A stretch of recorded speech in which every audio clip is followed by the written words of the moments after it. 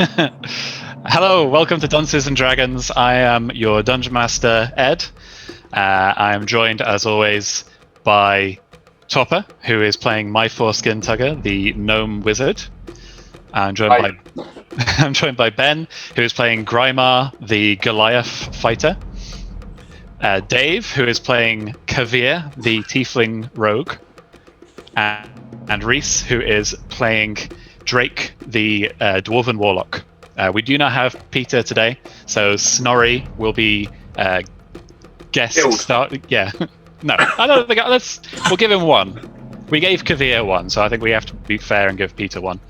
I don't remember my character giving Kavir one. all you pricks leveled up. How did I get a pass? You weren't here. Yeah, you haven't done anything that we know of. Maybe some interesting things will happen to you while you were gone, but let's find that out together. So, the end of our last session, the Dunce Squad had completed their exploration of all 4 stories of the house, including the attic. They had found further evidence that there is a dark magic bent to the previous inhabitants of this home. And they discovered in the attic a locked room. Within were the skeletal remains of the Durst children, Rose and Thorn. And you know that it is their remains for sure, because shortly after discovering them, their ghostly apparitions appeared to you. And while Thorn is too scared to descend the secret staircase that goes to the basement level of the house, his sister insisted that she come along, and as such she has possessed your friend Grymar and now lives in the back of his skull, giving him advice and sass in equal measure. And the last thing that you told me that you were going to do was that you were going to go and search the previous floors of the house to see if you could find Kavir again, because Kavir had gone missing while you guys took a short rest. And you haven't seen him since. You had assumed that he was on a higher level, but that turned out not to be the case. And let me tell you that after searching the bottom levels of the house again, 3rd floor and downwards, you cannot find Kavir. You've tossed the entire building from top to bottom, and you cannot find hide nor hair of him anywhere. Oh. Okay, well, let's continue down to the basement. I'd like to point out that I am actually on a higher level. You're just sitting on the roof itself. What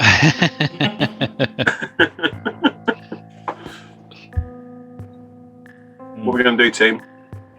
Well, if we can't find him anywhere, he's going to have to be in the basement, isn't he? Or he's outside. Do we check outside? Can we check the floors? Are we able to get outside? Like, back through the front door? Just open it, surely. Honestly. Basement. Yeah. So you're going to investigate this hidden spiral staircase that you found locked up behind a hidden wall, a false wall. And it is a very tight, claustrophobic staircase that is absolutely dominated by thick cobwebs as you go down. So whoever is taking point, you are going to have... I'm assuming it's Grymar, because Grymar is the big scary threat in the group. But whoever is going first is just going to have to be just getting handfuls of cobwebs out of their beard and face as they're going further and further down. You climb enough stairs that you have descended all 4 levels of the house, and eventually you come out in what you assume is the basement. Ooh. We are being careful where we put our players this time, because we upset Ed because we kept going to rooms we weren't allowed into. Yeah, be careful with that. And the accusation was pointed squarely your way. The annoying thing is that you keep on moving them to exactly the right places to discover hidden passages and doors. just really annoying. Yeah, you need to stop that. You need to get a grip of that. So let me tell you a little about what you're seeing. Comparatively to the house, your surroundings now are far worse. Whereas the house was a quite well tended to and fairly opulent aristocratic mansion, basically. The tunnels that you find yourself in now are carved out of clay, earth, and rock, with 7-foot-high timber braces at 5-foot intervals and a dirt floor. This is clearly not originally part of the house. It was constructed afterwards, dug out for whatever knows reason. But as soon as you arrive in this area, you hear from far off, echoing down these tunnels and corridors, a strange rhythmic chanting. You can't make out any of the words. You can only hear the sort of repetitive, mantra-like quality of this chanting. But you can hear that there are multiple voices. We're not at a Depeche Mode concert, are we? Would you find that more or less terrifying? Turn and run away. Let's go back up to the ghosts. Right. What we're going to do then? Should we go head searching towards for the it? chanting? Or where we think the chanting's coming from? Yeah, which way are we going to head? We've got quite a few directions to go in. I think if we head, that sort of south sort of route, head that way first. Yeah, we can do that. Yes. Okay. Do you guys want to organize yourself in this tunnel in the order that you want to sort of proceed into the next room, just in case it matters? That's never a good thing for him Oh, to and say. let's give Grimar. I assume you're still holding your torch. Yeah. So let me. Has Kavir got dark your vision? torch back. Yeah, I think the only person in your party who doesn't have dark vision is Grimar. Let's go on. So we're going south. Huh? Yeah. Right, I'm not going at the back because I've seen too many horror movies. Yeah, Snorri bravely takes up the rear. Where's Perfect. Who are we missing? Dave? Oh, we still can't find him. Still can't Yeah, find you it. haven't been able to find Kavir yet. Oh, God, yeah. Right. I was wondering why Dave wasn't adding any value to our journey so far. It's 'cause we haven't got him. So you follow this tunnel. As you can see, that you're passing other branches of the tunnel, but Grimar walks out into what looks like a sort of makeshift dining room. There is a plain wooden table, not very well finished, like not a polished surface or anything. Literally just a slab of timber and then 2 benches made out of more rough timber. You would get a splinter sitting on one of these things. There's nothing on the table, but piled around the room in disturbed clusters are moldy humanoid bones. You find at least one skull, and enough meat and viscera remains on them that they are moldy and stinky. There is an overwhelming stench of death in this room. And as you go down this way, you hear that rhythmic chanting getting louder. So you think that you're heading in the right way if finding the source of that chanting is your goal. Is that still our goal? I think it has to be. Yeah. Can Grimar not chat with a little girl and find out what she thinks? Can you talk? Can you have a conversation with her? Yeah, I guess I so. don't think you've tried yet, but there's no reason that you can't try. Yeah. Can we ask him what's happening in this room? Yeah, Rose, what's happening? Do you know what this is? She says, this is the dining hall. This is where Mummy and Daddy's friends would have their feasts. Which friends? They had a lot of friends who would come round every now and then. when these friends came round, were they dressed in any particular way? Yes. They all like to wear red robes. Red robes. Would they referred to as priests? She shakes her head. Said, no, they always just called them friends. Okay. But they always used to show up when the monster was here. Mummy and Daddy would lock us in our room and we could hear the screaming and the shouting and the roaring. Can I do an investigation on the room? Go for it.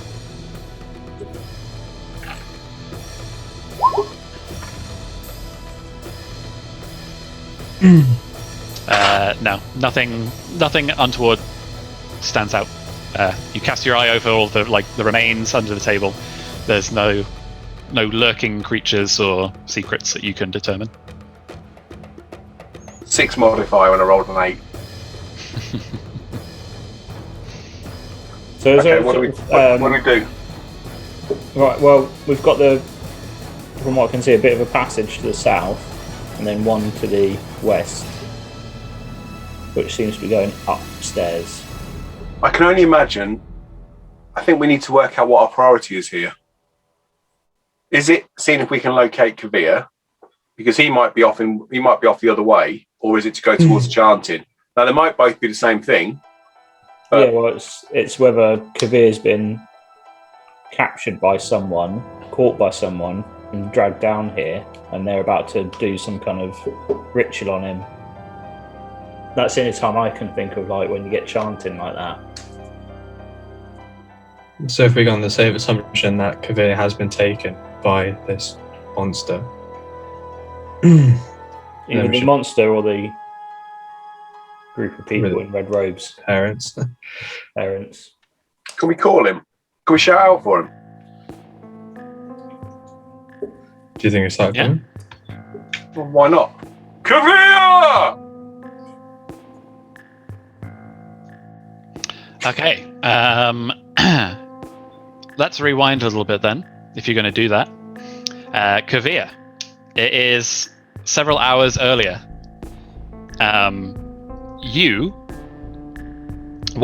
Because you were in very good health at the time that your party members decided to take a break and I had recuperate. like 20 hit points or something, I think. Yeah, you're cracking.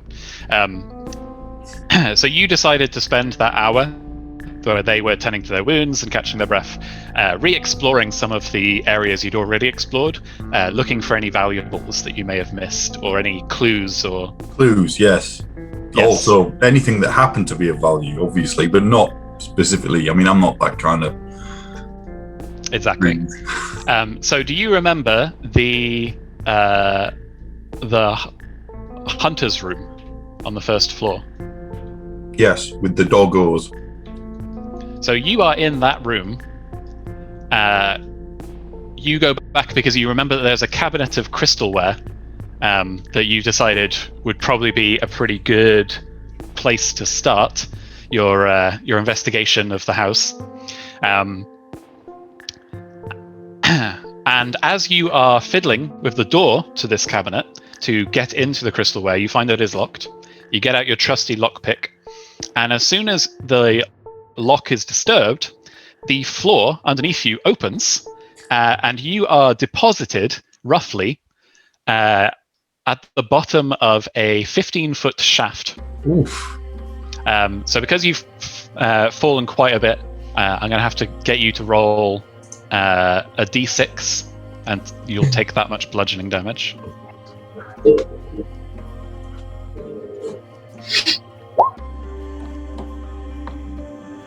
Okay, so you've taken 4 bludgeoning damage. Put that on your character.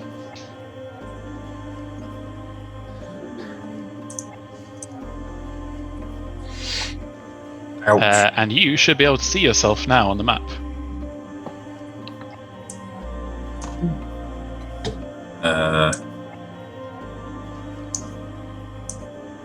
Dave, have you sorted out how to turn out the sound on roll 20? No. Go to your icon at the bottom, and then you can right click. No, you can't. You can just click on it. Oh, yeah, you just go onto it. There's a little thing should come at the bottom with a microphone and a camera. on your where it says Dave. Go up to your image. That's I haven't got that.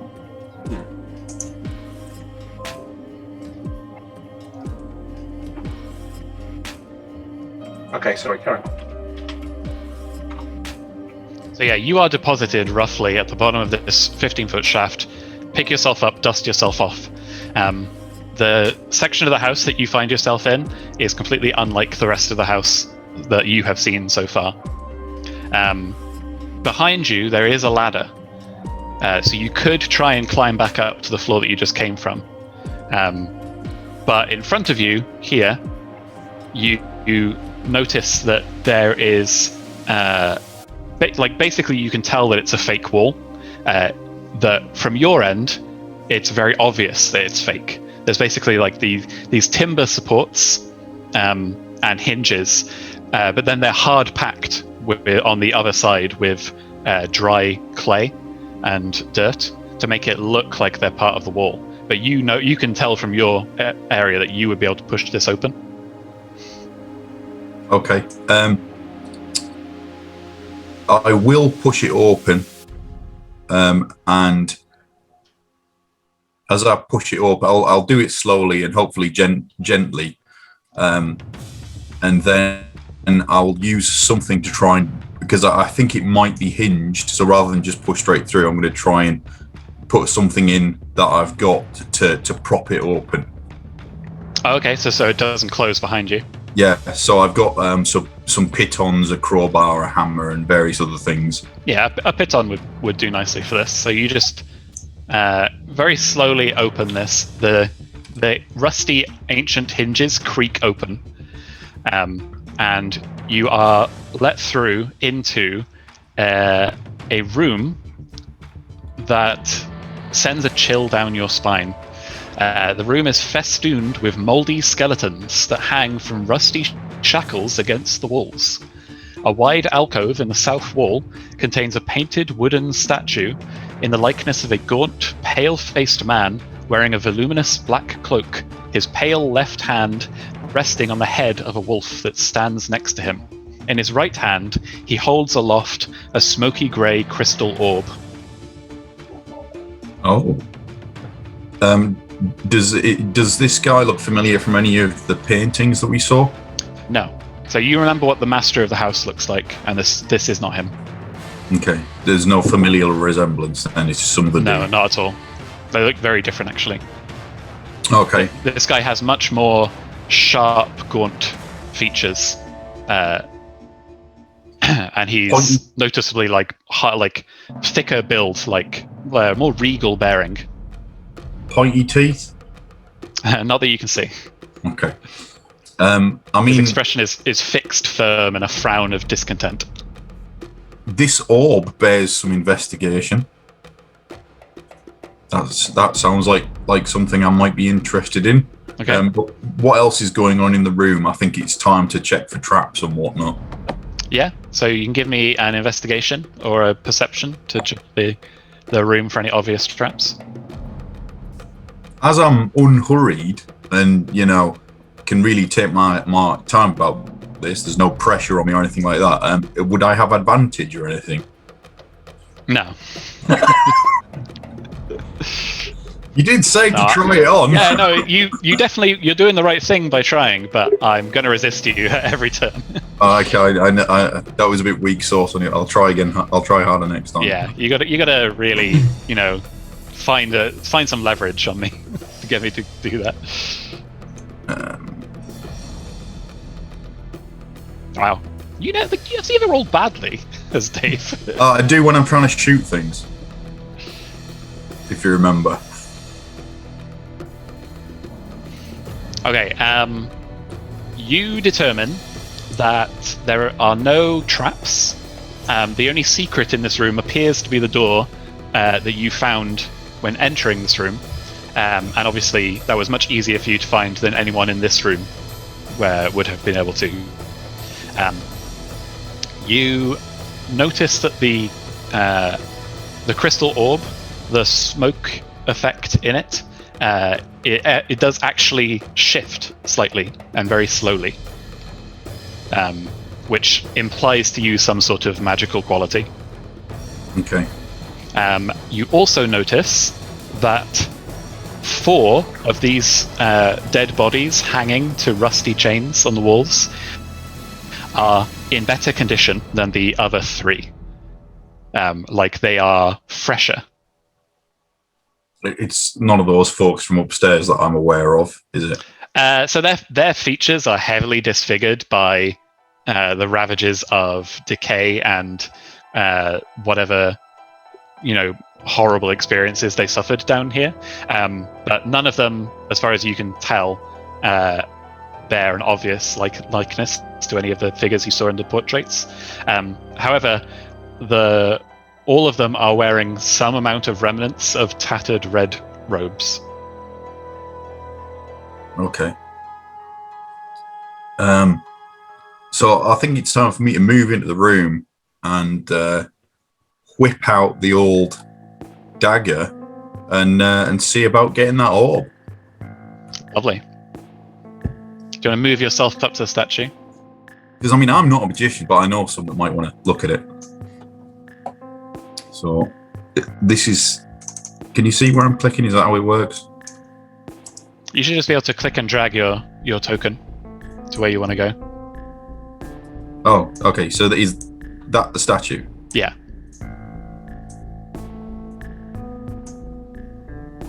Perfect.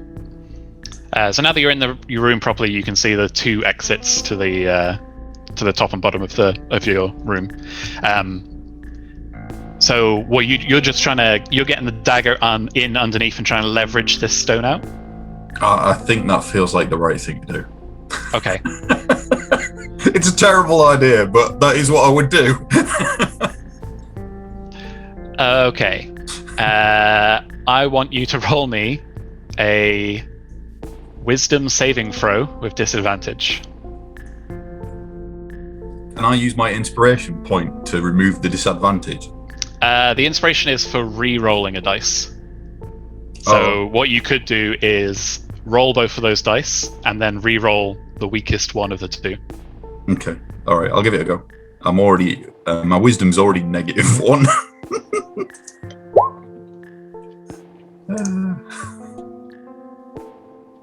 So your first one's 9.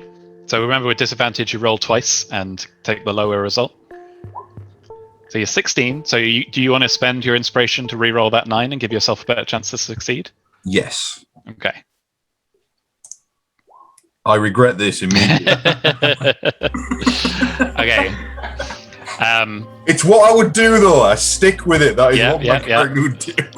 As your hand, gloved though it may be, touches this smoky grey orb, you feel a jolt run through your body, and like this wave of cold wash over you, absolute ice cold, like you've just plunged into a frozen lake in the middle of winter. And the last thing you see before you pass out, you swear you see the eyes of this statue snap to meet yours, and then the whole room turns black. And when you awaken, several hours later, you find yourself attached to the wall, sitting on the remains of a mouldering skeleton, with your hands in rusty shackles. Quick question. Does that count as a rest so I can get my hit points back? Not a long rest, but yeah, if you want, I'll let you spend a hit dice. Ooh, You would have caught your breath from that. How do I do that? So on your character sheet, on the core page, you should have hit dice right at the top near your HP. And if you just click where it says hit dice, it'll roll it for you in chat, and you can add that many many hit points to your current health total. Sorry, I can't find that. It's underneath where it says current hit points and temporary hit points. Yeah. You have one hit dice. You have a number of hit dice equal to your level. So you've rolled a 7, so you recover up to 7 hit points. So which, since your total is 8, that means you're just at max hit points. But you can't use that hit dice again until you've taken a long rest. Okay. Or until you level up and get another hit dice. So you've only come to in, say, the last 20 minutes. Groggily, the room swims back into your vision, and everything is unchanged other than the fact that you are chained to this wall, and try as you might, you can't break yourself free. But that is when you hear the voice of Myfor echoing through the tunnels, calling your name. I will call back. Myfor, why are you shouting? I'm gonna try. He's a critic, isn't he? I'm going. I don't know if this is possible, but is it possible for me to try and use my tail to get my tools and pick the lock? You don't have the dexterity required to pick a lock with your tail. Oh, I need to work on that. Yeah. Yeah. Level 1 problems. Yeah. Okay, so we start sort of trying to follow his voice. Again, Marco Polo. Yeah. So we're like, Kavir! Grima, I'll sing them a song from my youth.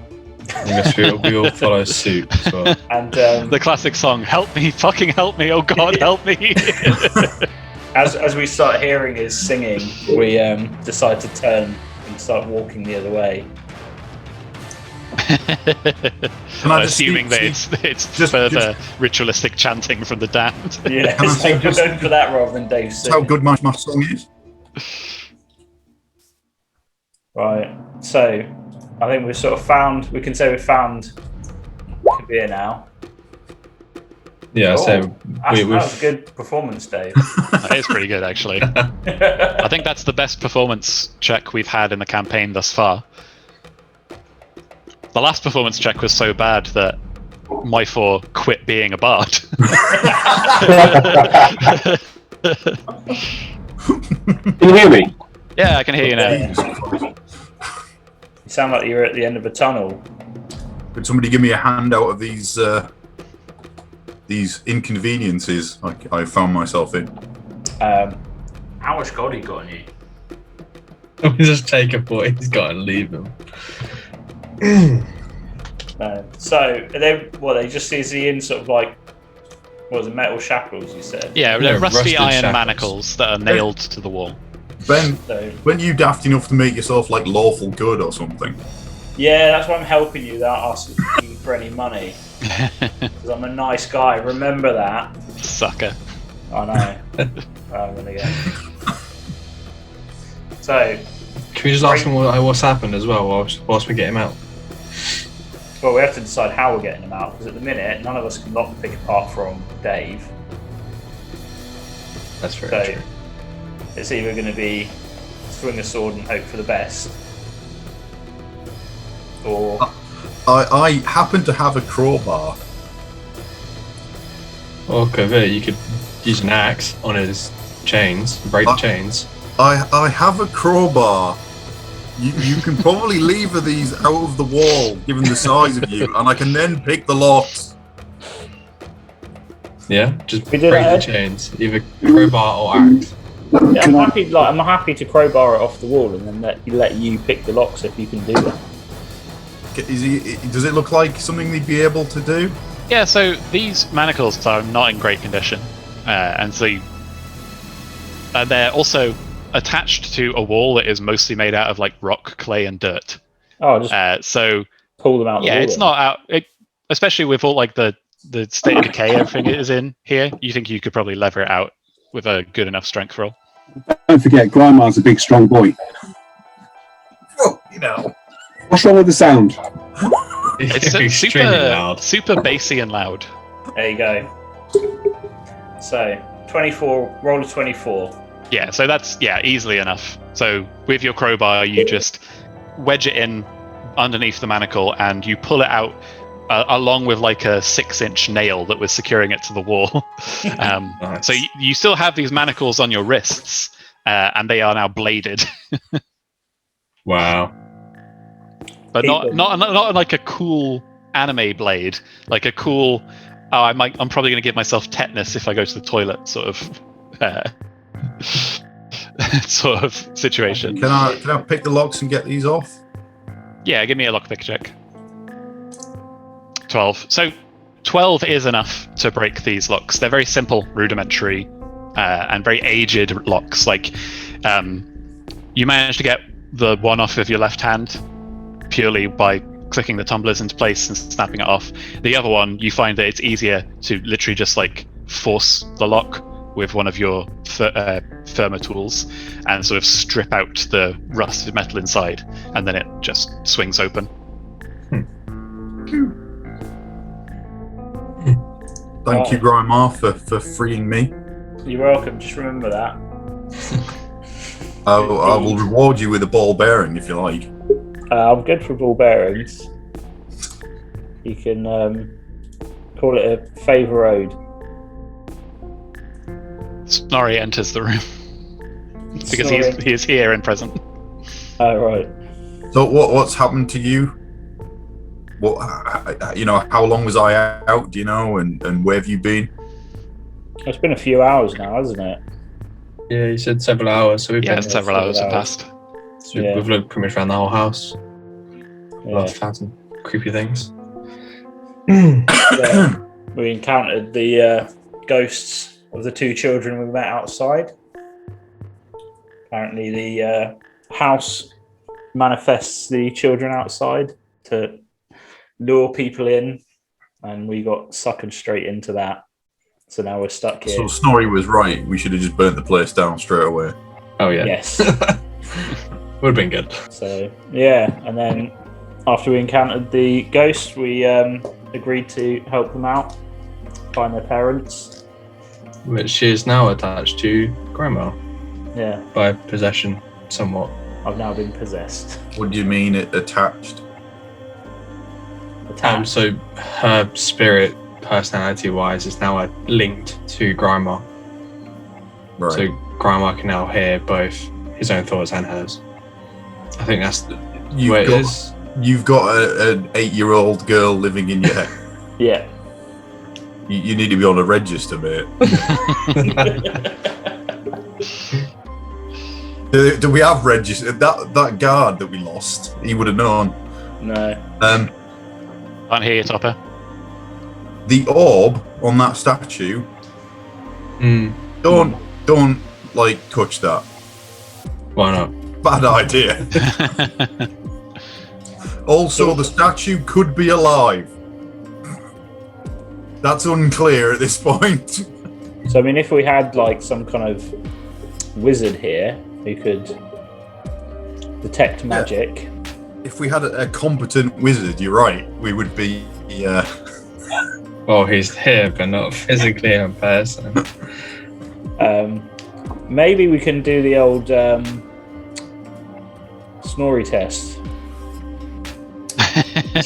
Oh, you mean we get Snorri to touch the orb and see what happens? We could watch Snorri touch the orb and then see what happens. He is a Like, watch what happens.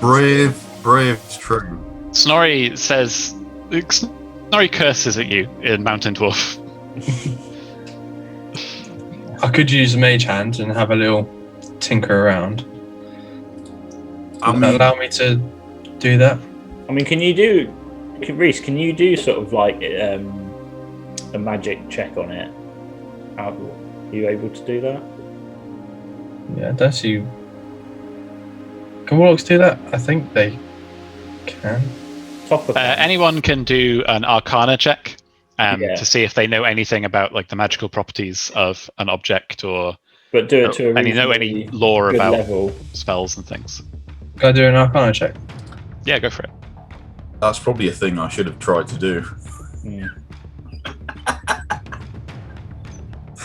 before trying to nick it. Do a 10. 10. So, with a 10, You think that this is only magical. The orb is only magical insofar. My God, that scared the crap out of me. Talk to I'm me, just trying to get it all right. You sound I don't know better now. Yeah. That's better. Yeah. You're on par with Dave.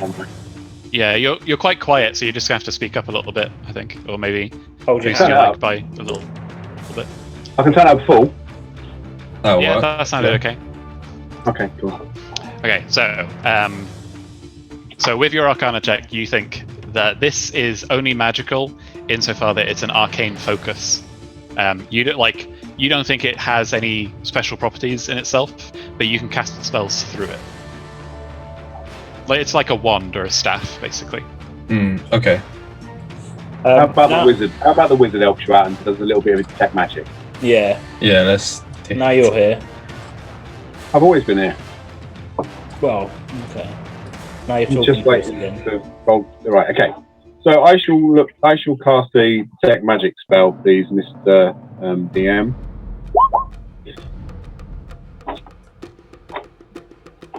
Okay.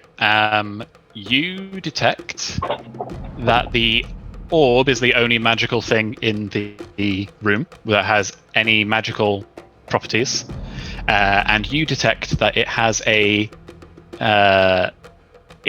the school of magic that it is belongs to, the magical effect belongs to, is necromancy. Ooh. Had speed, didn't it? If we By the way, smash- Topper, now that you're a divination warlock, do you get your destiny dice thing? Have you rolled them for the day? No, I haven't. I was going to mention that to you at some point. Yeah, may as well I'll do roll that them now. Yeah. Okay. Now, can I do that from my character sheet, or am I best off just doing it? Just roll 2 d20s from the roller on the tool. I think I can probably do it from here. Can I? Let's see. Does that roll anything? No, that's just linked to the ability. Okay, fine. So 2d20.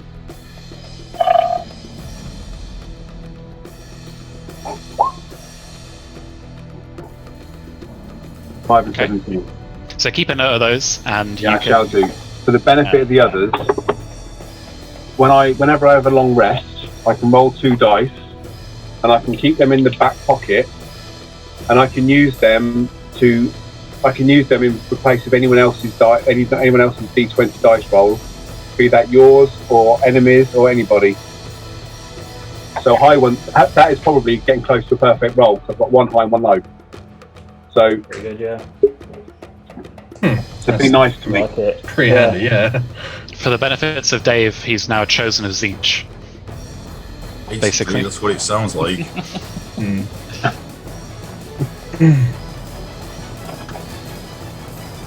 Cool. Okay, done. So we're still. So we've ascertained it's necromancy. Yeah. Yes.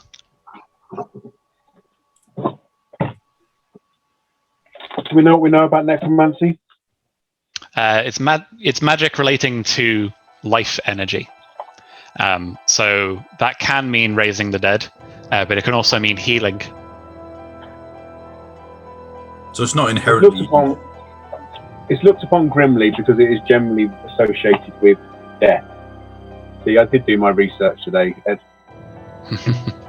Yeah, for a wizard, necromancy tends to have pretty scary negative effects, like crackling energy that saps your life force. But for a cleric, necromancy spells can be things like resurrecting the dead or healing their wounds. Not that there's anyone in your party who would do such ludicrous things. Yeah, You're all none of very us, DPS heavy. Healers. Right, so what's our next move? Right. So are we going to go back to trying to find this chanting and where it's coming from? So we can either try and take the orb, or we can go and head towards the chanting a bit more. Well, Dave, you said you tried to take the orb and you ended up on the floor in shackles. Yeah, I touched the orb with my gloved hand. Something happened, felt very cold. The statue looked at me, and then I was unconscious and woke up in shackles. But could we smash the arm that the orb is on, and then put it in a bag, and Snorri could carry it through? That sounds like a good plan. I was going to say, surely if someone went to it, and then if the same thing did happen, whatever did happen, all the rest of us would be able to see it. Well, if somebody cast a spell through it, okay, and I don't understand magic, but if somebody cast a spell through it, like, they obviously chose a spell to cast, right? If that's how it works. It doesn't have a spell in it itself. Somebody cast a spell through it. It doesn't store spells. They could... Sorry, go on. No, go on. So they could choose to cast a different spell, i.e., instead of choosing the knock out the poor innocent adventurer, they could choose the I'll throw a fireball at this bunch of morons. Yeah. Okay. But I mean, I don't know. Like, I'll leave that to the wizards, but that's how I'm feeling about it. Someone's so reckless. You are so sensible at times. I wasn't reckless. I calculated the risk. I'm just bad at math. So I say that we leave the orb as it is for now. We have to go and find something else. We don't even know if there's any inherent value in it. Like you said, it's just an orb with a spell in it. Is there some sort of appraise skill that we have, Ed, that could tell us roughly how much the thing might be worth? Dave, our priority on this is not value. It's the priority on this is saving the villagers and getting ourselves out of this house and find out what's going on. Yeah, but the villagers are destitute. Maybe we could sell this and help them afterwards. I don't believe that for 1 second. It's gonna pocket your own money. I'm happy to leave it where it is for now. We can always come back to it if we need it. Can we guesstimate the value, like, roughly? Yeah, if you gave me, I guess, probably an investigation, you could try and determine the approximate value of the object. Okay, let's give it a go.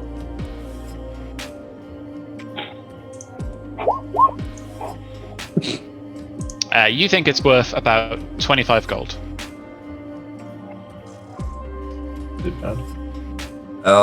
It's not cheap, but it's not probably not worth it either. Yeah, it might be worth coming back to later, but it's not something that, Just to throw a cat amongst the pigeons, you only rolled an 8, so that suggests that you haven't been very successful. No, I know that, but my character doesn't know that they don't know, do they? Exactly. Oh, good D&D and Dave. So, I might think about coming back to it later, but I'm still more interested in the crystal upstairs. Okay, let's go and look for the chanting. Yeah. Yeah. Off you go, Grimer.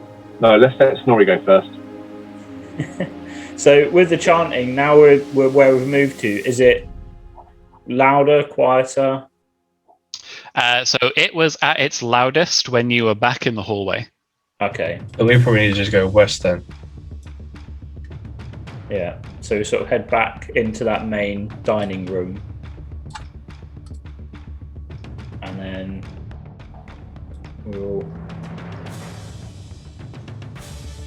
Okay, so is this going down? So these, now? you found some stairs that are going down, not by a huge amount, maybe like 5 feet. Okay. You think that there were maybe some natural caverns underneath the house that have been converted into this kind of strange structure and sort of reinforced by all these timber beams. Okay. You're getting a little nervous that these timber beams do not seem to be terribly well maintained. Well, I mean, but they are load bearing. Yeah, I mean, I've been sort of like walking around like this for the last few hours down here because it's. Yeah. If you're saying the ceilings are sort of 7 foot tall and possibly lower, it's not. Oh. So we're going that way, are we? Yeah, we could go south or carry on going west. Well, let's. So, I Woehammer has entered into a room, so let me describe this room for you. Yeah. This room is identical to the tunnels in construction, so it has a dirt floor and walls made of rock and clay. In the middle of the room, there is a 4-foot diameter well shaft that descends 30 feet into a water-filled cistern. There is a bucket hanging from a rope and pulley mechanism bolted to the crossbeams above the well. And there are 5 doorways around you that all seem to lead into very small, crude bedrooms. Each one has a bed and a chest in it. And the state of the actual beds indicate that they have been used because the sheets are all tussled, but they all seem to have lain dormant for some great amount of time. Can I make 2 observations? Firstly, I think when we move through corridors, we need to think about who's in what order, because obviously Pete's about to join us. I think what we should do is we've got 2 we've got 3 at 22. We've got 1 at 8 and 1 at 14 hit points. So it kind of makes sense to have 2 of the 22s at the front and 1 at the back, and then 2 weaker ones in the middle. Yeah. And my next observation was going to be, if there's 5 doors, there's 5 of us. Why don't we stand at 1 door each and see what we can see? No. Yeah, I don't mind taking that challenge. Okay. If honestly, if that's what you want to do, all us with the 22 hit points will probably We'll probably be fine. the ones with a bit less may not survive 1 round with a broom. So Yeah, I'm not sure of your logic there of thinking that through with having the 22 at each end, but then when we go up to the doors, just go on your own. yeah, I mean, to be honest, it's sort of like I didn't say it was any consistency in my thoughts. I just had 2 different thoughts. okay. 2 distinct thoughts. So I'm going to stealthily creep up and just stick my head round this here. Okay, yeah. Move your token to where you want to go. Are we all picking a room then? No. That sounds like it. But let's do Kavir's first, since he's moved first. I think, I mean, I like Kavir's idea of him having a little peek, because it's stealthy, not going to be seen, hopefully. Hopefully, yeah. And so if he's not seen, then if anything does happen, we can all sort of bundle in around him after him. So I'll let. Okay, so inside this room, as I've described before, there's a bed with tussled bed sheets, but a thick layer of dust and cobwebs indicates to you that this room has been untouched for some amount of time. Okay. Are you going to go in and do anything in that room? Kavir? So there's dust just all around, is there? Yeah, it's like this room has been undisturbed for years. Let's just check the other ones for now and make sure there is nobody going to come out and batter us while we're mooching around. Yeah. And then we can search them properly. you can probably still check in a chest while we're there, because we know nothing is in there. Is there a bed with a side chest or something? Yeah. Each room contains one sort of cot, like a straw cot, with some bedding on the top, and a chest, kind of like a foot locker, basically. Yeah, I'm just saying. Can I make a suggestion? Mm-hmm. Mage hand. Mage hand can open them all up one at a time. Why don't we do this then? As we go through the rooms, like me, Kavir, will go check the rooms, make sure they're empty. Topper follows up with Mage Hand, having a little check of the chest. As you feel. Else. Yeah? efficiency. I'm happy to be the official chest checker of the group. Chest inspector. Snorri, will you just have a quick look down the well? Snorri peers gingerly down the well and tells you that there's water down there. Right. So now we have basically gone with Chopper's idea, and we're just looking in rooms now. So, is there anything of importance in these rooms that we're looking at, Ed? I'm gonna, quick cheeky check for traps. Yeah, go for it. Okay. Seems like a good idea. You roll your investigation, and then I'll tell you what you find. We're all gonna die. Ooh. 19, pretty good. So, Nice. none of these rooms have any obvious traps. There's no pressure plates or false floors or anything like that. The only thing that stands out to you about these basically identical rooms is that in two of them you find the sort of moldy remains of some red robes. More red robes. It's like a dungeon, isn't it? Yeah. Basically, yeah. Yeah, but these weren't prisoners. It's a dungeon, and the water well is obviously there for them to be able to provide them with cells of water. Okay. The question is, are they being held there against their will, or is it some sort of ritual thing? So what's in the chests then? Have we opened up any of the chests yet? No, I'm going to use mage hands to open up the chest one at a time, Ed. Right. Okay, so do you want to tell me which room you start with? I'll tell you what you find. We'll start with the one at the bottom, right. This one. Oh, hang on. Nothing's happening. You mean this one, yeah? That's the one, yeah. Yeah. So inside that chest are assorted clothes and trinkets, nothing very valuable. But only one thing stands out to you, is a short sword that has the metal is very pale, paler than steel. And lifting it out of the chest with your mage hand and giving it a closer inspection, you think that it has been silvered. And you know that silvering weapons is a practice used to damage certain types of creatures that can't be hurt by non-magical weapons, like werewolves, ghosts, vampires, things like that. So basically the three things I'm most scared of in life. Yes. But you think the short sword itself, because it has been silvered, so it's not made of solid silver, it's got a coating of silver on it, but that in itself makes this a pretty valuable item, probably like 110 gold's worth of silver on this thing. I think at this point we need to say that gold value out of the way, it's an important item to have for what we suspect is going on. Yeah, I tend to agree. I think that actually you should probably carry it as the best fighter.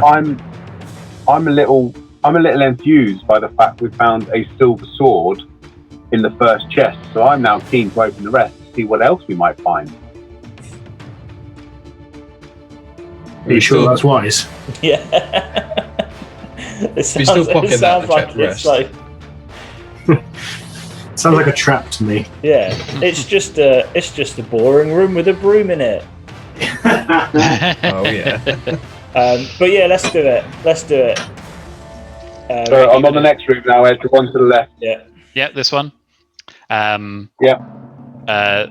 The clothes in this chest indicate that its owner is a woman. It has simple, not noblewoman attire, but better than commoner. You know, like the sort of thing that a servant in a noble house might wear, things like that. And an ivory hairbrush with silver bristles. You think that is worth probably about 25 gold. And the rest of the characters see me shaking my head at disappointment at Snorri slipping a pair of the dusty underwear from the chest into his back pocket to take away from him for later. Okay, so we've grabbed the sword and the brush. To be honest, I was getting them for a present for you for your birthday. Oh, thanks, mate. Yes, Pedro. Right, we'll do the next room then. We've grabbed the hairbrush. Okay, this room's chest contains a black leather eye patch with a carnelian gemstone sewn into it. Can we just take the gemstone? Just like put it out. Oh, you could like, pry it out if you wanted to, but the whole thing is pretty well made and seemed to have been preserved well in the chest. Huh. Right, if we're calling these group finds, these are group finds. But remember, you never know when you might need an eye patch to fit in. That could come in handy depending, on what my future career choices might be. Right, fourth one. Right. Okay, you lift the top on this, and inside all you can see is a package wrapped in black silk. Okay. Okay. No, what I'm going to do is with Mage Hand. Can I pick it up with Mage Hand and transport it into the middle of the main room? So, because it is a sort of loosely wrapped package, you could tug at the silk, and whatever's inside will unravel. But you don't think you could pick up the whole thing. You happy with that? I get that. My concern is that if there's something nasty in there, I'm currently standing in the doorway. So I'd rather the big ugly brute comes and stands in front of me while I do it. So if anything jumps out on me, thank you. So you're going to do it between his legs? Yeah. Oh well, I'm only little, aren't I? Yeah. So I mean, you can. I probably don't reach his balls. No, they're just sort of slightly.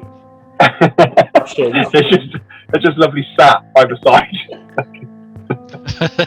like that woman out of Star Wars. She's got the two things, isn't she? Oh, Twi'lek. Okay. Yeah, no. Right. Okay. So now I am casting Mage Hand in between Grimar's legs, and I picked up the black silk. Okay.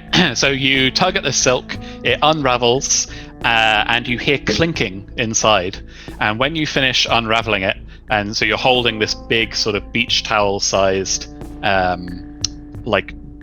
silk black drape, what it has deposited in the bottom of the chest on top of other assorted clothes and jewelry and things are 3 bottles with red liquid inside.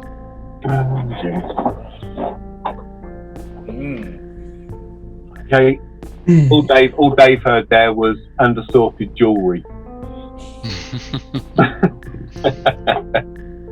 Okay, what are we going to do? Pick them up? Snorri likes liquids, red liquids. What does that mean? I do like red liquids. He likes wine. Yeah. Wine. Wine. I'll take wine. Have we got wine? Yeah, It's wine. We've got some bottles of red liquid, Snorri. I'll try it. Yeah. I'll taste test it. Yeah, sure. Why not? Yeah. Right. Yeah. Snorri, listen, I think I need to give you the benefit of doubt here because you haven't been with us. The way things are going, there is every opportunity this is actually blood. Really? Oh. You can still test it if you want to. I'll do that. I'll do a sniff test. You know how they do the bouquet of the wine? Right. Do a bouquet test. Are we removing it from the chest to do that, or are you going to go into the room and do it near the chest? Can you Mage Hand it out of the room? Yes. So I'm going to Mage Hand it next to Snorri. Okay, yeah. You grab out one of these bottles, pass it to Snorri. Snorri, you pop the top and give it a quick sniff. Give me a Arcana check. That requires me to open my sheet. Me. Where is it? Oh, there it is. Oh god, my Arcana is terrible. Hey. Not that bad. I'll do. 21, you determine that it is a healing potion. Oh, okay. I'll put that in my pocket then. Thanks. So did you say there's 3 of them? 3 of those in the chest, yeah. Okay, so if Take all 3 then. I'll tell you what. I won't give mine because I'm probably should be frontline. So we'll probably give it to the weaker dudes, wouldn't we?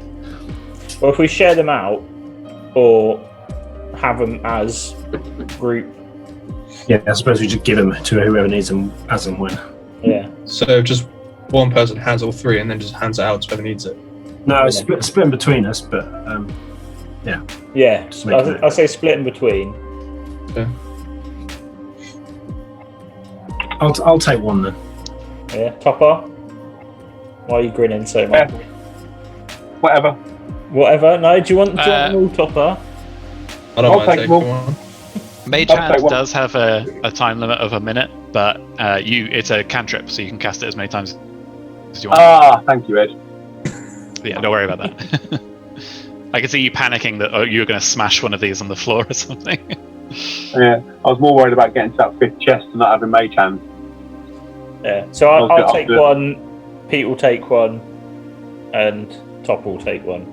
It doesn't really matter who takes one, does it? We're a team. Yeah. Just as long as Kavir hasn't got one, because he Well, won't share. that's I sort of did that intentionally. One team, one drink. So, just as a learning thing on Roll20, based on what I did earlier with the compendium, I'm assuming I can do the same thing with the bottle of potion of health. Yes, but I don't think it adds a description to your inventory. Okay. But Okay. you can search on the compendium to see what the effects of the potion are, Yeah. which in this case is, if off the top of my head, I think it heals 2d4 plus 4 health or something like that. Off the top of your head, he says. Off the top of my head, having played like 5 editions of this game. Here we Having go. done So that. I got a handout here that you can use. 2d4 plus 2 2d4 plus for 2. a regular potion of healing. And the weight's irrelevant, I guess, for our inventory, is it? I'm not going to bother with Okay, encumbrance. fine. It's just a pain. Okay, cool. Okay, so You can't carry like a statue around, basically. right, and while he was sniff testing the blood, we have I've gone back and got the jewellery out of that box. Okay. The jewelry is pretty cheap stuff, like the kind of stuff that commoners would wear. Okay, There's so some simple bands of metal, a wooden talisman that hasn't aged very well, but overall, like the entire collection, you think would probably bring you about 11 gold. So 2 things of interest there. One is there was a lot of we've had a silver dagger, we've had the nice ivory brush, and now we've got a load of commoners jewellery. So it doesn't suggest it's all one type of person who's in there. I immediately gift that jewellery to Dave, by the way, to Kavir. Okay. We'll remind him when he gets back. Just tell him I'll give him some jewellery, he'll be happy. So, checking this now- last chest. I'm doing it now. Have I got the short sword, or has that gone to someone else? I think at the moment we just put that in the middle of the room. That's kind of just within us as a group. Okay. I was half thinking we might find more weapons, so I didn't want to dish it out too early. All right, then. Yeah, that's fine. Right, and now I'm doing the 5th chest. Okay. You lift up the top of the 5th chest, and as you do, you reveal yellowing fangs and a long slathering tongue inside, and then the chest begins to skitter towards you on tiny feet, howling and chomping. Is this because you guys have been doing the images from what's the book with the walking case in? From the images you showed earlier. Oh, On Discord. WhatsApp. Discord. So Yeah, practice. the So Discord. practice. It is. It's the chest with all the. Okay, so we've now got angry chest. Yeah. Yeah. I've got a handout for you so you can see what exactly is attacking you. Mimic. Nice. We're loving that.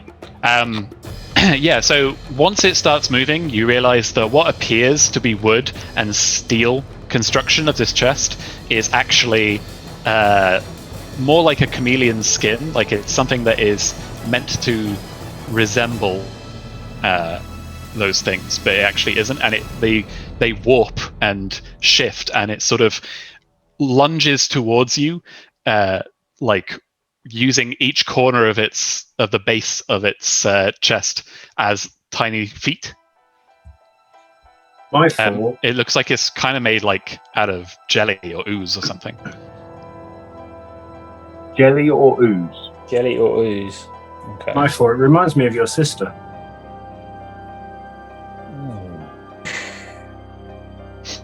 You mean the one that died last year? Yeah, that one. Yeah. Right. Oh, that's good. Good start. So everyone click their token and roll initiative for me. Which one is it we have to do? Initiative. There we go. Oh no, balls. Let me do that again.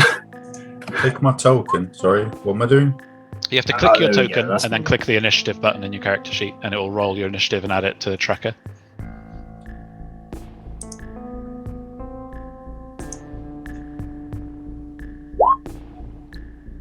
Oh, hell yeah. Pretty good.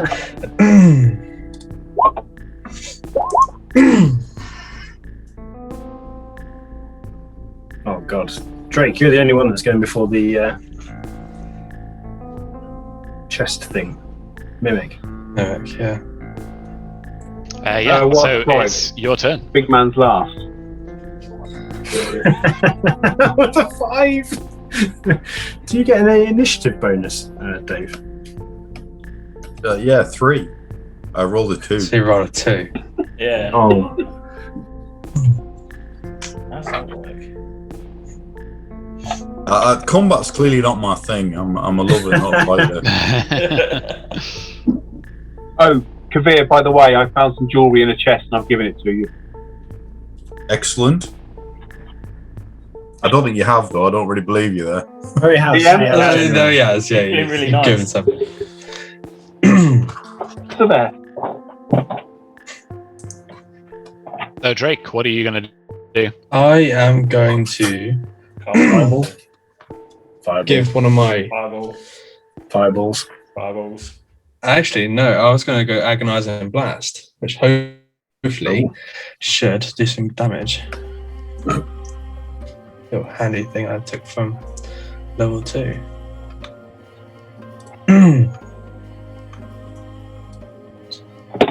So, I kind of still need like line of sight, don't I? Do I still have line of Yeah, sight? it's the same as Eldritch Blast. It just does more damage. Would I get it from where I am standing now, or because I want to stand it in the? So look. No, No, probably not. No. there's a wall in the way.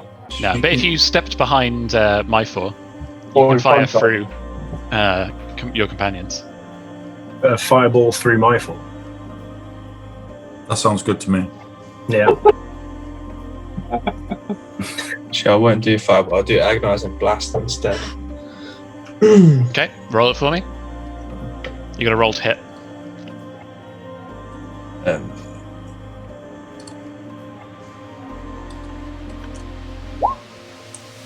Oh wow. 7. Unfortunately, a 7 does not hit. So you try to land it with an Eldritch Blast, but all you manage to do is knock a bunch of the dirt off the wall off. All you've, So it's done now a is, dirty chest running towards you. all you've done is peed him off. Doesn't Agonizing Blast add my charisma to it as well? That's Okay. for the damage. That's it. Okay, fair enough. But that wasn't good at all. Okay, the Mimic will rush forwards to the nearest juicy-looking morsel, and it will try to just chomp down on you with these great hinged jaws. So 10 to hit your armor class, I'm assuming, is a miss. My armor class is 13.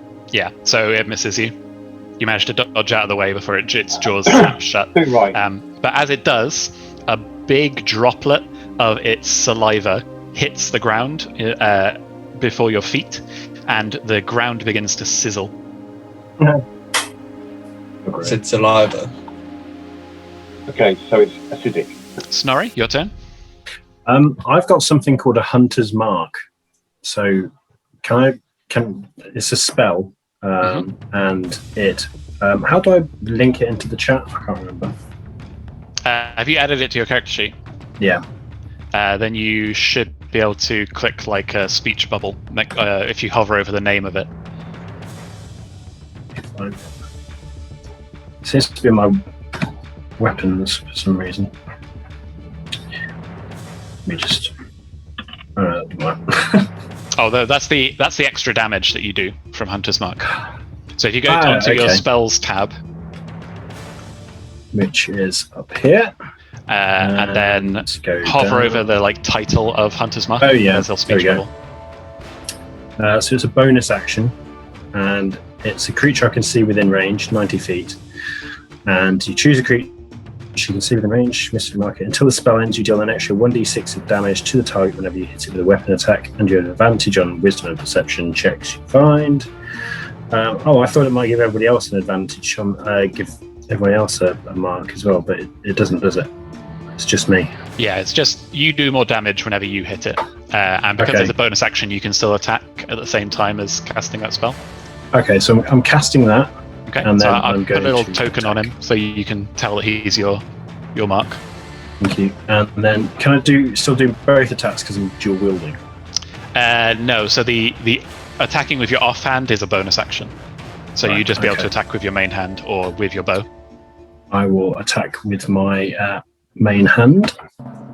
So you have to move yourself next to it, remember? Oh yeah, that would help, wouldn't it? At the moment, you're just stabbing Grimar in the back with your axe, just hafting into the shoulder. I'll go there. So a 16 is a hit. Okay, and then I do my damage. Oh god, I've got all these windows open. It's all over the place. Right. Damage is this one. But no, that's your attack again. If you just click where it says hand axe in chat, you'll roll the damage. Okay. 8, so pretty good. Plus my hunter's mark, which I roll as well. Yes. Which is only 1. So 9. Okay. As your axe comes down and strikes this thing, like I said, its shape is sort of amorphous, and it's like stretching itself. Like, you ever seen when they put a model from a video game on the wrong rig, and all of the head is all stretched out and the arms are too long and wiggly and it looks really scary. It's kind of moving like that, it's not really bound to a skeleton or anything. And as your hand axe comes down and touches this thing, you can tell that you've hurt it because it lets out this wretched squeal, but then you struggle to pull your hand axe out of it.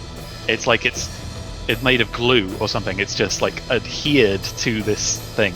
So can you give me a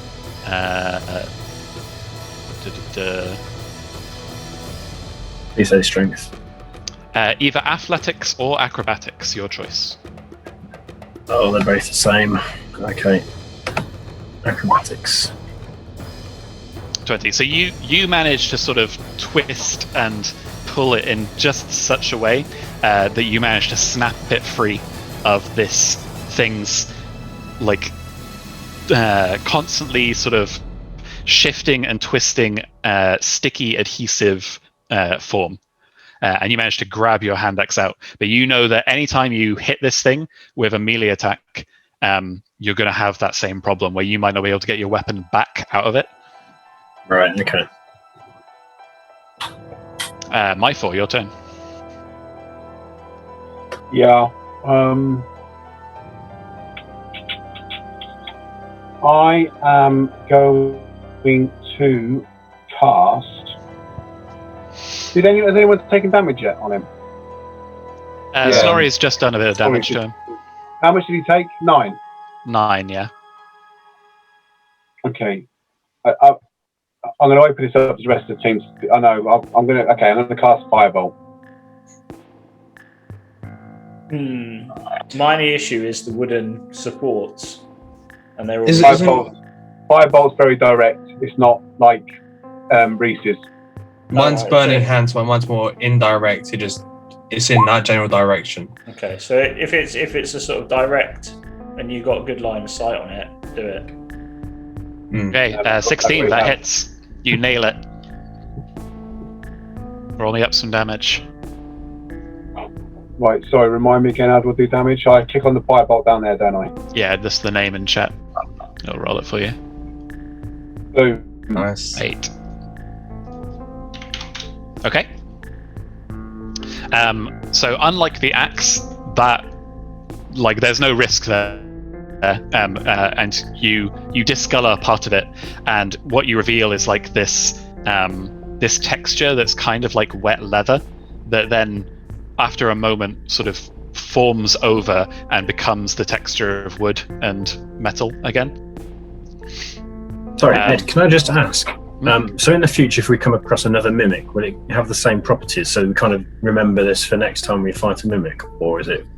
Yeah, there might be different like variations of a creature. So the things that you learn from one ghost might not apply to all ghosts, for example. But yeah, there's like in general, this is something that you should keep in mind.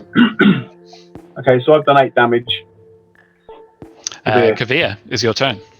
I'm gonna shoot him with the hand bow. Okay. You probably end up losing the bow, but No, the bow doesn't hit him, does it? There's the arrow. sorry. Don't throw the bow at him. The arrow, sorry. The way you roll, I assume that you do throw the bow at him. That's entirely possible. Yeah. Or you pull the trigger and the crossbow bit fires backwards and the bolt stays and drops to the floor. Because he's so bad. But yeah, give me an attack roll. 12 is a hit.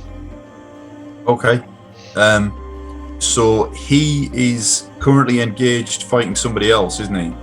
Yes. So this is a sneak attack. I was gonna test you on this. You have read the player's handbook, liar. So because he's adjacent to another creature that is hostile to it, you're fighting at it. You're fighting it with it has a disadvantage, so you can sort of hit a weak point and do extra damage. Okay, so I'm not sure how to roll the damage for this. So click crossbow on your in the chat to do the damage from the crossbow normally. Sorry, it's lagging a bit.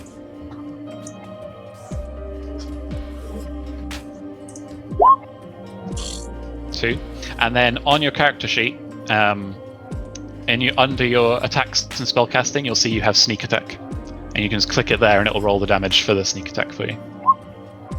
So you would have done 2 damage if you'd hit it normally, but because you're sneaky, you've done 5 instead. Woohoo! Are you doing anything else on your turn? I don't think there's much else I can do. Is he actually on fire, the thing?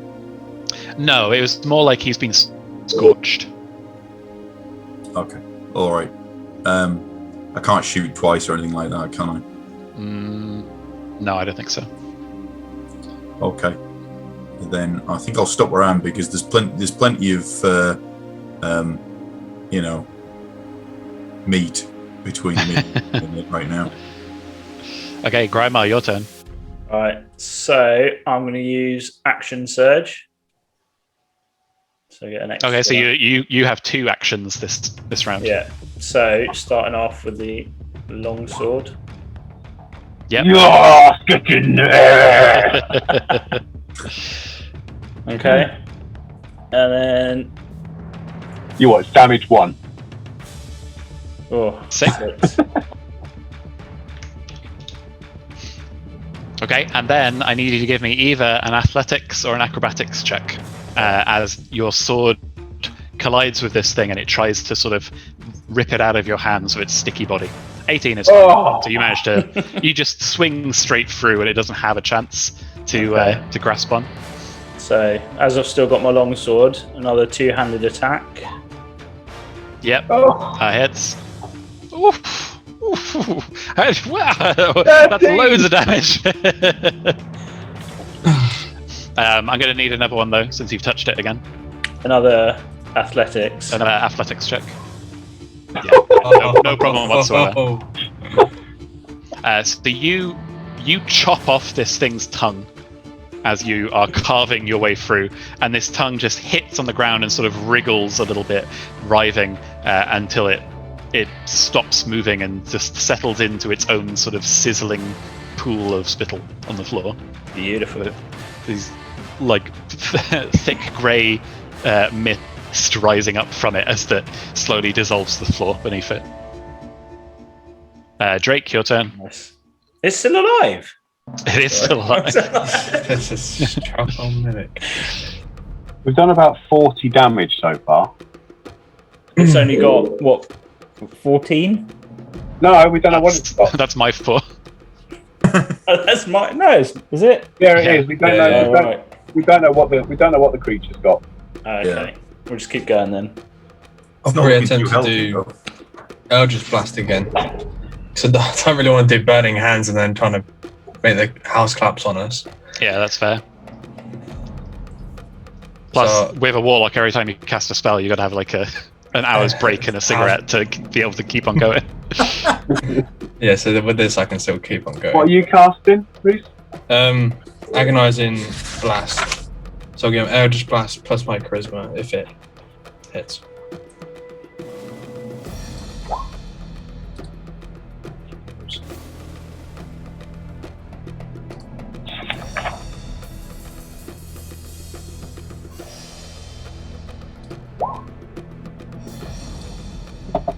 Try clicking the attack on your core page rather than from your spell page. But, There you go. 12 hit. Yes. nice.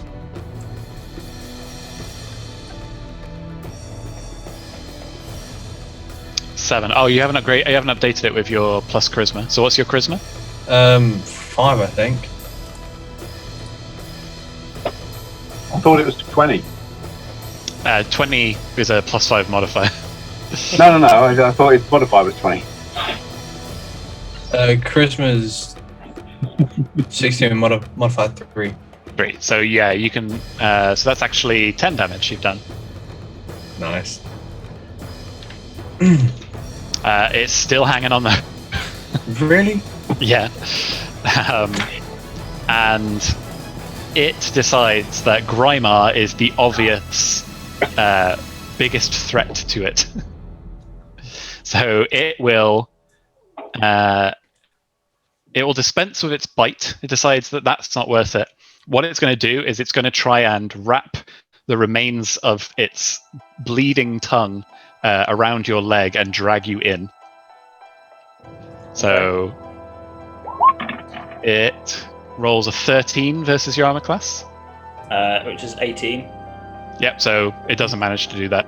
So it tries to stick to your boots, and you just manage to rip it out of its mouth with its with your incredible, having never missed a leg day in Grymar's life. Listen, Grymar's that big. Just walking is leg day. The real worry is that he was actually, it was clearly trying to get to me. Like, that is the route to me, right? I think worry.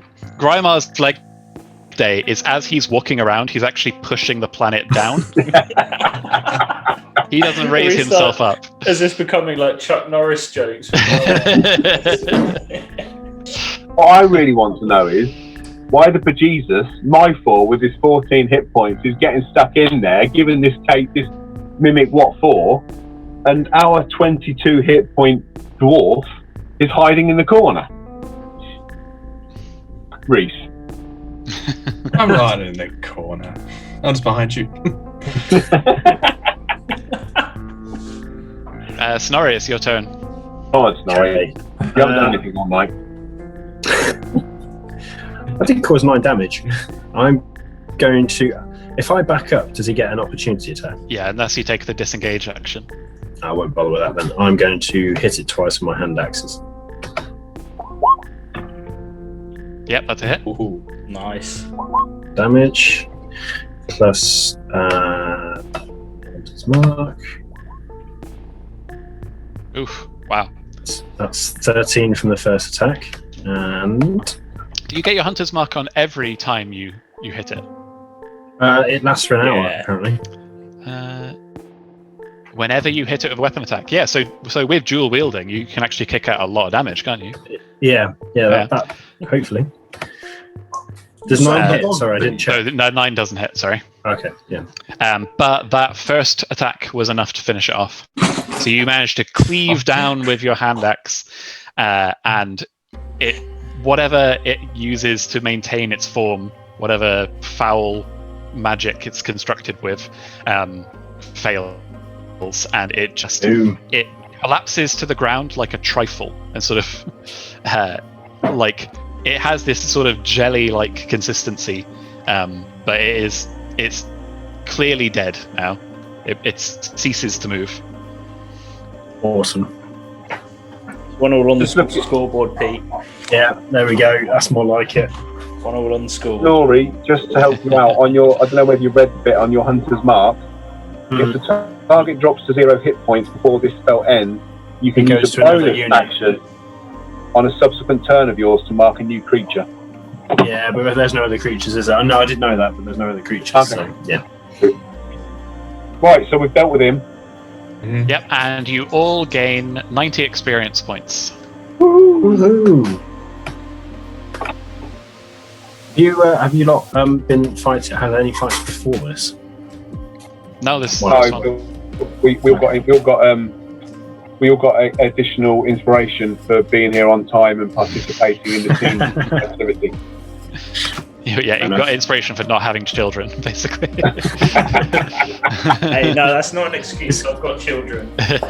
Yeah, mine are crying outside. All of yours are older than mine. That's what I'm saying. And a puppy. So, Yeah, there but you go. puppies. 2 puppies, 3 kids. Just saying. Well, What time are you guys happy to go to today? no, whenever Toffee Like, needs to put his puppies to bed. Not much longer. Quarter of an hour. Okay. Yeah. Yeah, we can get a little bit more done in that time then. Cool. Let's go. Where are we going now then, guys? Running. So look around in upstairs? here. Oh, sorry, I should say. Inside, once it's dead, you can search the inside of the mimic, and inside you find a pouch that jingles with the sound of coins and gemstones. However, upon inspecting the pouch, you determine that it is not made out of regular leather. You think that it may be made of human skin, and you think that because it has an ear. Nice. Actually doesn't bother me at all. Why would it? I'm not human, what do I care? So the wizard's mage hand, which has removed the bag from the chest, prioritizes the wizard and slips that little ear pocket into his back pocket there. Look, if we want to start playing who can steal from who, you're not going to win. Put it that way. So I think we should just divvy the loot up fairly. Okay, Yeah. I agree. I'll carry it and we'll divvy it up fairly. Who's got the sword and who's got the hairbrush? I think that's got the sword. I think the sword's going to come in handy. Hand eye. Yeah, give the sword to Grindmark because he's the one who can wield it, can't he? So- Right, Grindmar, you've got the sword. Actually fight of the two of you, so. And I think looking at Drake's beard, he needs the hairbrush. Yeah. Oh, I'll take that, bro. The pouch that you've picked up has 30 gold in it. Oh, nice. And the gemstones? Yeah, I'm including the value of the gemstones in total. I gave you jewellery anyway, Kavir. Yeah, the jewellery that you have is worth 11 gold. And I'm holding it for you. You know, for subsequent redistribution. Did you say 30 gold? 30 gold for the pouch. I'm adding it onto my character sheet. So that's 6 gold each then. Oh, good idea. Yeah, we'll do that. We'll divvy up the gold between us. And I'll keep the pouch. Yeah, sounds fair. 2 or 6 gold each then. Yeah. So 1.2 million gold at the minute. If only. Yeah, but you missed that earlier. I want to. Sorry? Topper, you missed it earlier. Basically, Topper now can do divination. And he looked at the lottery numbers, and we actually won. Because you weren't here for the syndicate. Oh, damn it. Missed out. Oh, gutted. Sorry, mate. We're actually going to quit adventuring in a minute. This is the last one. Last hurrah. Do you think I'm the first player in the history of D&D who has added to their inventory an ear pocket pouch? I assume that other people who've played Curse of Strahd may have done. Not an ear pocket pouch, not in the same terminology. Right, where we going, dudes? I say we head back out of here. Do we go north up the stairs or? No, that's just going to sort of take to us the in east. a loop back round. So I say we head south. So sort of down this way. Right. Yeah. Yeah, I'm happy with that. Yeah. Yep. All right, Grimer, stop. Ooh. Oh no. Oh god. So I checked your discovered passive perception, and it did not beat 15. So as you step onto the tile that you've stepped on currently, it crumbles and gives away. It is nothing more than a cheap imitation made of plaster that cannot possibly support your weight, and you fall down a 10-foot pit, at the bottom of which are rotting but still very sharp wooden stakes. Okay. And I need you to make me a dexterity saving throw. Can it not be athletics? No, you're trying to twist your body in midair to avoid falling in on any of these spikes. It's like an extreme twister. So you take 3 bludgeoning damage from the fall and 10 piercing damage from the spikes. 13 damage. Okay. There's going to be questions, but okay. Right. Seeming as I've only dropped 3 foot, technically. Right. So I'm sort of technically stuck in this little pit. The pit isn't deep enough that you're stuck in it. Yeah. It's easy enough to get yourself out. You don't even need to roll for it. It's just it was clearly put here to punish would-be invaders. Okay. I need to 15 foot tall anyway. See, this is what happens when you start blundering around without letting me check the traps first, while I'm still trying to find where the gold goes on the character sheet. I'll also be back in a minute. Should we probably call it there then if everybody's having a drop? Yeah, I think. Yeah, so. This is probably a good. So we'll end on a high note of Grymar getting impaled several times by wooden stakes in a dank, disgusting dungeon underneath a haunted house. For him, this is basically like you stood on Lego, isn't it? That's how big it is. Yeah. It's painful, but you'll live. Yeah. It's yeah. So nothing a short rest won't fix. So can I pull myself back out and sort of Yeah, now that you know that trapdoor is there, it's easy enough for you guys to avoid it. Yeah. And it's not hard for you to climb out when you're like 7 feet tall. Yeah. So yeah. no problem at all. Cool. It's the first time you've been able to stand fully up since you entered this level That's of like it's actually like a form of like chiropractic. That's actually helped quite a lot. yeah, extreme acupuncture. That's it.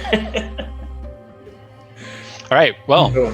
GG guys. I enjoyed that. I look forward to next Thank week. you very much. Yeah, thank you very much. I think you've probably only got the one session left in this little area before we move on to darker pastures. Have I leveled up now? So what, you gained 90 experience? Yeah, so I'm on. I think I'm on 210 now. 210. I think it's 300 to reach level 2. Unfortunately. God damn it! So what experience did we gain today? 90 total from Just 90. defeating the mimic. So last time I gained 120. This time it would gain 90. So Yeah, I'll tell you after every fight, basically, how much experience you we're get. up to 420 now. Should be Rhys. Is that right? 330 plus 90. Yeah, it's 420. 420. Yeah, I'm not a maths guy. we should all be at 420 XP. Cool. Apart from Kavir. Excellent. Half that. Half of that. Half. You would have got more if you didn't touch that orb. Maybe. I might be able to be dead though if I'd found that thing. Cool. Right. Cheers, guys. Yeah. All right. GG. Speak to you soon. Speak See you soon. Bye. Thanks, Ed. Bye. Bye.